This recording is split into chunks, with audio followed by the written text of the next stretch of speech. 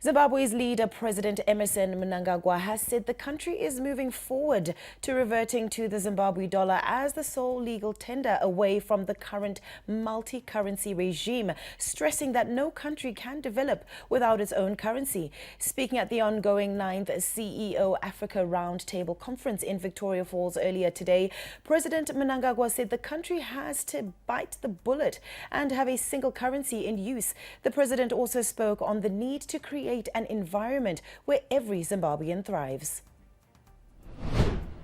I am sure our past created an environment where most of our skilled young men and women left the country because of the state of the economy then.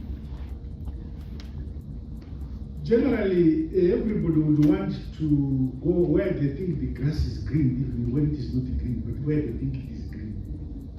It has happened. So we must create conditions to make sure that our own jurisdiction must be considered green.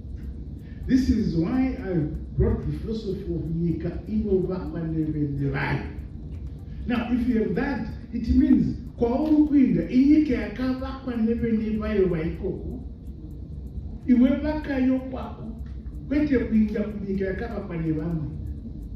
So we are trying to instill that integrity and the pride and patriotism in our own people.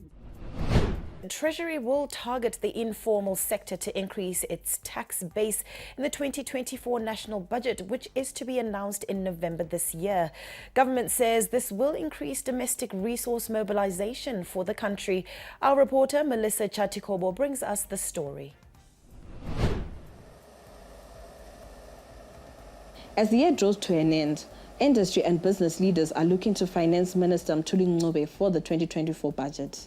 Last year, the minister described his approach as pro-people. But for the coming year, Minister Ncube says the budget will target the country's growing informal sector to widen the tax base. And you will see us in the next budget in November. I'll present some proposals on how to raise more resources so that our tax policy is inclusive and it is expanded, and we expand that tax base. Bulawayo City Council is owed at least $20 million by residents and businesses across the city. This was revealed by the city's finance manager, Isaac Matari, during consultations for the 2024 fiscal year. This is a standstill budget. A standstill budget does not mean that there is no work that will be done.